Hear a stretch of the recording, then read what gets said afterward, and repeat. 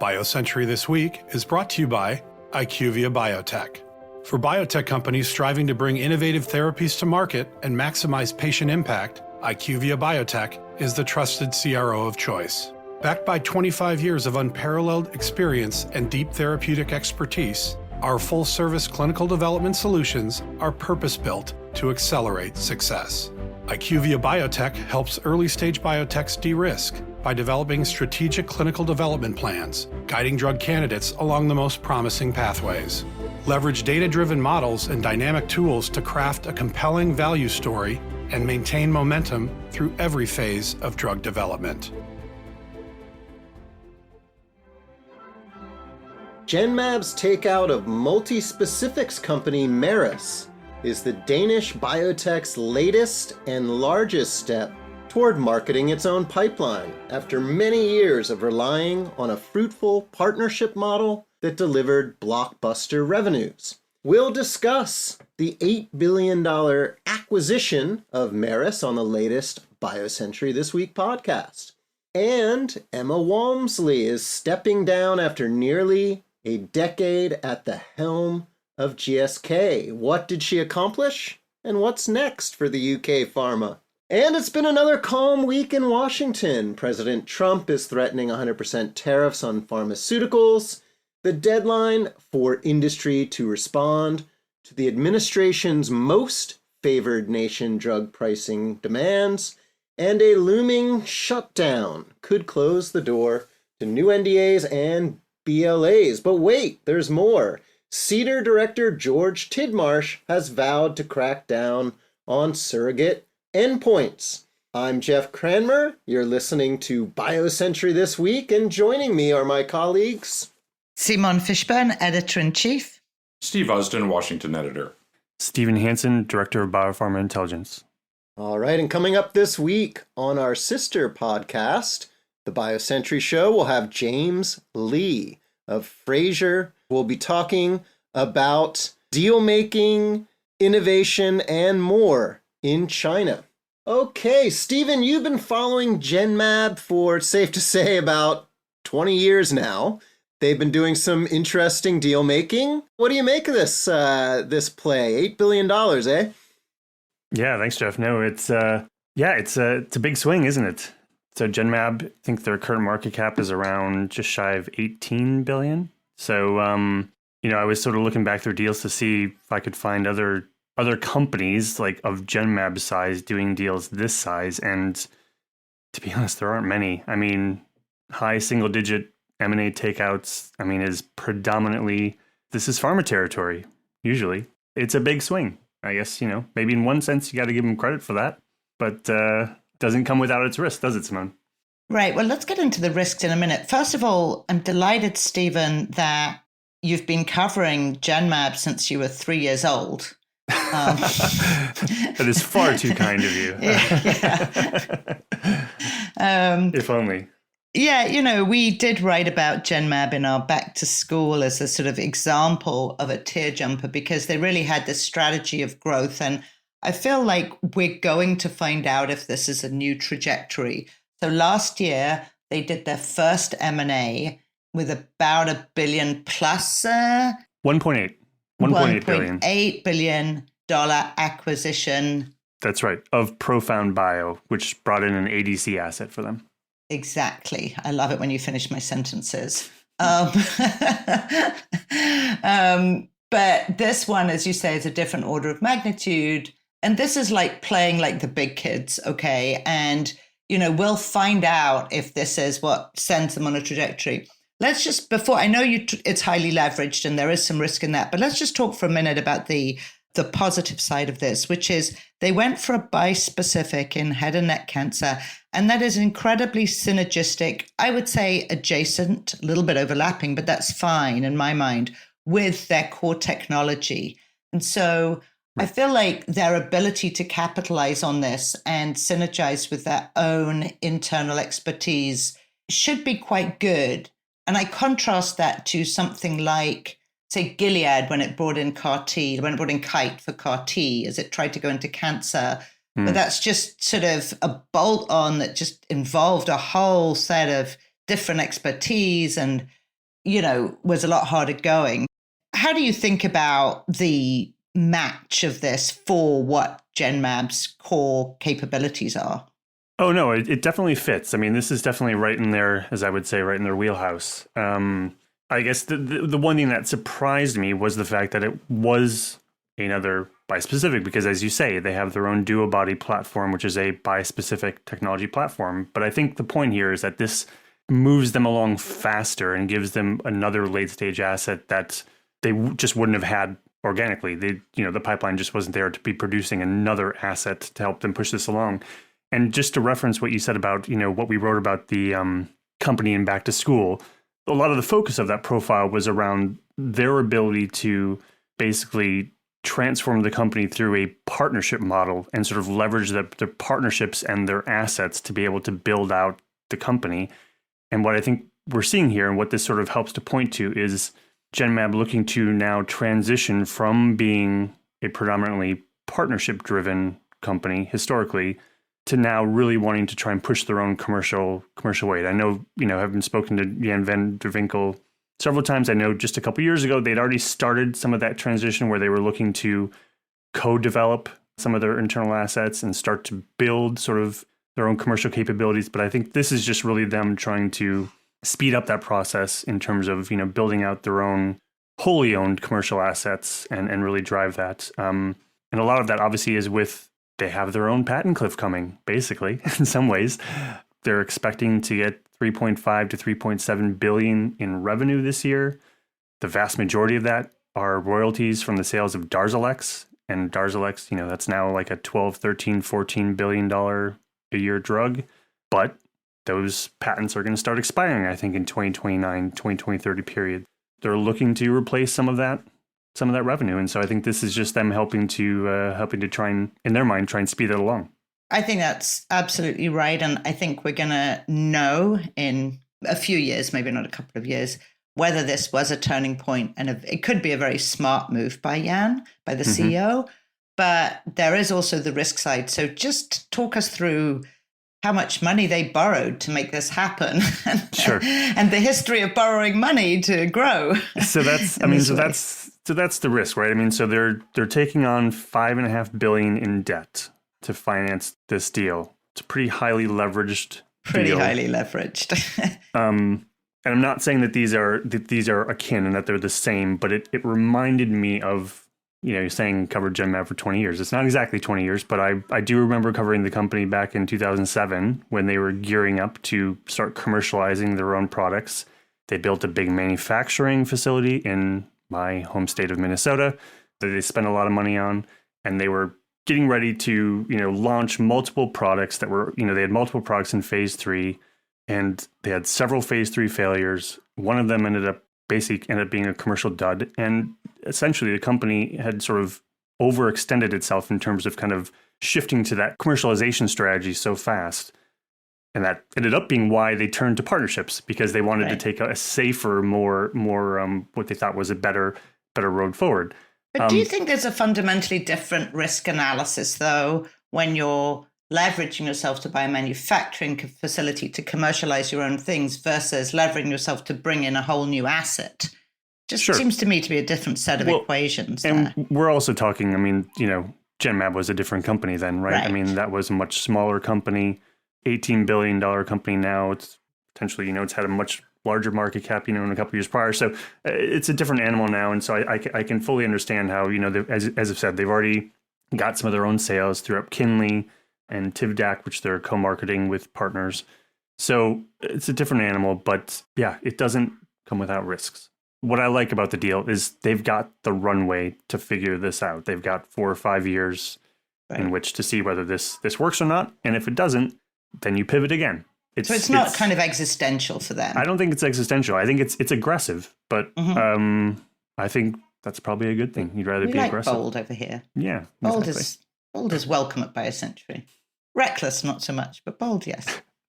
All right, well, let's head down to the UK, where Emma Walmsley is departing GSK. Stephen, Simone, thoughts?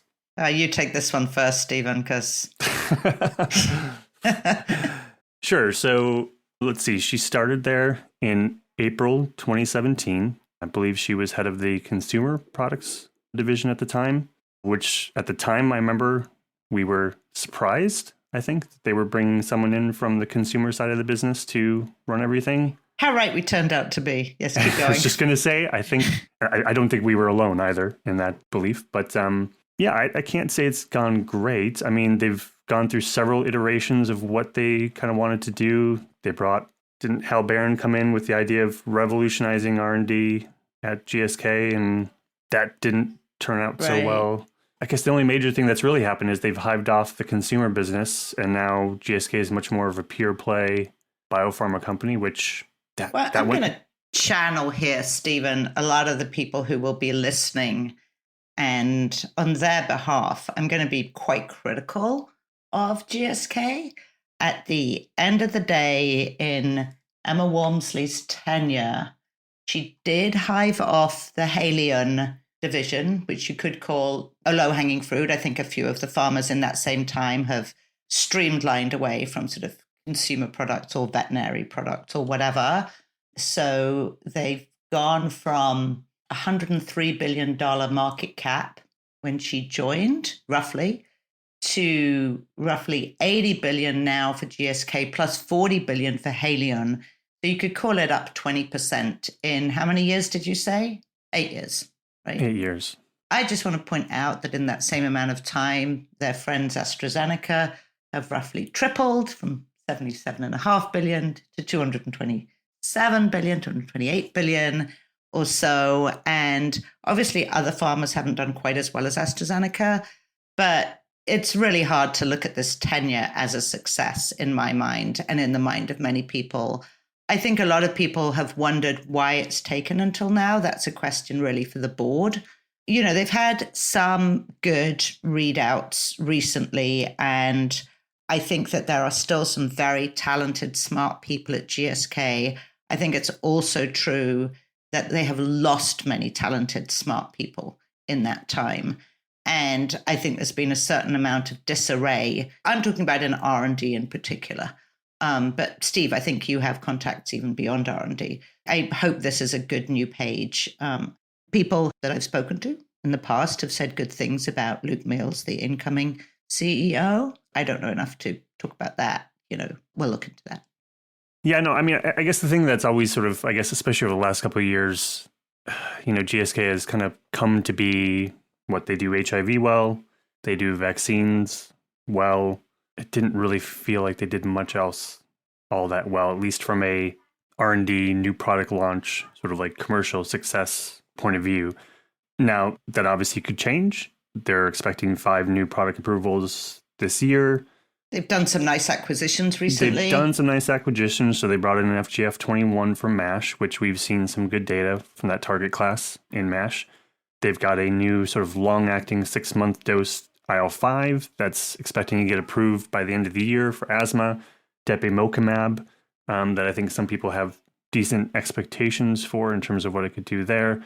And they kind of big up 14 in total programs that they think over the next 6 years could be, you know, £2 billion plus peak sale programs. But there's not a lot that I see like in their pipeline that sort of has me wowed in terms of like, oh, this is really cutting edge, or this is going to draw a ton of investor attention, essentially. We'll see what Luke does. I mean, he's basically been the chief commercial officer for almost the entire time that Emma's, you know, been at the helm. So does that bring changes? Or, you know, are you going to see a major strategic change for someone who's been on the inside for the same amount of time? I don't know. Yeah, I mean, I think in the history, not just of our industry, but of other industries, there's plenty of examples of both, right? The insider who then did take it in a new direction, the insider who just carried on the same. You know, it's really hard to know when you're you're not in that boardroom. But obviously, we're hoping for good things from there. Fingers crossed. Okay, good stuff, guys. Hey, it's China's innovation moment. We have the China Healthcare Summit kicking off later next month, October 22 to 24 at the St. Regis in Shanghai. You can get a first-hand look at China's biotech ecosystem and build your network with the right biopharmas, investors, and CDMOs. We've got a stacked lineup. It is a great way to tap right in to the people on the cutting edge of China's innovation moment, meet them, talk to key deal makers and investors. Go to BioCenturyChinaSummit.com to learn more. We still have a few presenting company slots left. You can drop me a line on LinkedIn. Happy to tell you more about that opportunity. Okay, we're going to take a quick break and then blue skies over Washington. We'll bring Steve in and figure out what he's been covering. BioCentury This Week is brought to you by the 12th China Healthcare Summit in Shanghai. From in-licensing to new co's, cross-border deals from Asia are transforming global biopharma. Meet top decision makers and investors at the 12th China Healthcare Summit to explore emerging opportunities and tackle key challenges in this rapidly evolving landscape. Join us in Shanghai October 22nd to 24th to get a first-hand look at China's dynamic life sciences ecosystem. Register and learn more at BioCenturyChinaSummit.com. We're back on the BioCentury This Week podcast. If you could redesign FDA from the ground up, what would it look like? That's the fundamental question underlying the 2025 BioCentury Back to School essay, authored by our very own Washington editor, Steve Usden, who has been a leading voice on regulation and policy for over 2 decades, almost 3 decades now, since he was 3 years old, much like Stephen. Subscribers, go to BioCenturyBackToSchool.com for immediate access to our 8-part series. Not yet a subscriber, a complimentary trial to BioCentury is available via the same link, granting access to the in-depth data and analysis essential for navigating today's rapidly evolving sector, including the Back to School report. And Simone, at the top of the show, mentioned tier jumpers. That was the theme behind Back to School a couple of years back, and you would get access to that too. Okay, Steve, you sent such lovely pictures to me of your weekend, picking apples and wandering around the beauty that is the greater Washington area. And then you told me what you wanted to talk about today and where to begin. Let's start with the tariffs, right? So last week in a 63-word social media posting, President Trump threatened to impose 100% tariffs on imports of branded drugs starting October 1. He also said he would exempt companies that have pharmaceutical plants that are, quote, breaking ground or already under construction in the U.S. That leaves a lot of questions. Will countries and regions that have trade deals covering pharmaceuticals be exempt? If that's the case, and it seems to be, that means that these 100% tariffs would not be imposed on pharmaceuticals manufactured in the European Union, Japan, the United Kingdom, or South Korea. That leaves China, Singapore, and Switzerland. Which brings up the next question. Will companies that have broken ground on U.S. manufacturing plants have all of their products exempt, or just those that they plan to make in the U.S.? If it's all, and that's what some people seem to think, then most of the Swiss-based and Singapore-based manufacturing is off the hook, because a lot of that manufacturing is from big multinational pharmaceutical companies that have announced or will soon announce big manufacturing investments in the United States. What does that leave? China. Here's the rub, because Chinese manufacturing is essential for small biotechs that want to bring their own products to the U.S. market. If they're cut off, if this option is cut off, the hammer is going to fall on those companies, on the small biotech companies that see Chinese contract manufacturing as their only option for getting onto the U.S., getting their own products onto the U.S. market. That may create a situation where small biotechs feel pressure to sell their assets or even sell the companies to big pharmas that have exemptions, if that's an option. If these exemptions carry through, it kind of creates an umbrella for everything that those big pharmas sell. All of this is really speculative. The White House should be releasing details soon, and I wouldn't be amazed if the tariffs get delayed. That seems to be a pattern with this administration of announcing something bold in bold letters and capital letters, actually. And then when it gets time to make the nitty-gritty details, then things get delayed a little bit. But we don't know. Yes. Lots of other things on the docket, too, yeah. Yes, Steve. I mean, in a minute, we can do the thought exercise of if this carried through, what would it mean? But I think that's heavily caveated or cautioned by whether it happens and even if it gets reversed in the future.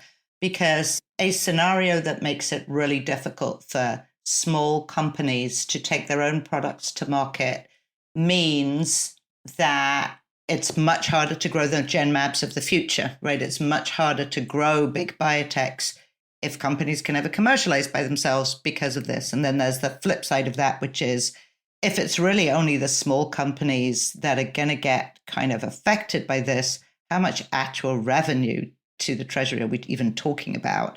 But I agree with you that there's a lot of things that can still happen. Yeah, many a what is it? Many a slip twixt the lip and the cup. Exactly. That's what I was reaching for. So look, and just one more point on this. If it is the small companies, then the thing that will be hurt the most, I think, will be the small companies that are manufacturing orphan drugs for very small populations, because those assets aren't really attractive for big multinational pharmaceutical companies. The revenues are simply too small. And that would be really kind of a tragedy for those patients and for their families. Well, let's move on. MFN, right? Yeah. Today's the deadline. I was going to ask Steve, is this kind of a tactic as part of the MFN strategy of the Trump administration? Well, it hasn't been explicitly stated that way, at least not in the last few days. Commerce Secretary Howard Lutnick did say a while ago that the tariffs were part of the MFN strategy. So it remains to be seen how that's going to be tied in. But so today's the deadline for MFN. So far, we've heard from Pharma, the trade association, but not from the 17 companies that received letters from Trump requesting massive price concessions to match OECD pricing across their portfolios. The pharma response fell far short of Trump's demands. It touted huge commitments to invest in U.S. manufacturing and R&D. Again, that's probably tied to the tariff threats. They say $500 billion over the next decade. This includes some investments that haven't yet been announced, so I guess we're going to be hearing about some more very soon. But the pharma announcement contains some very interesting qualifiers.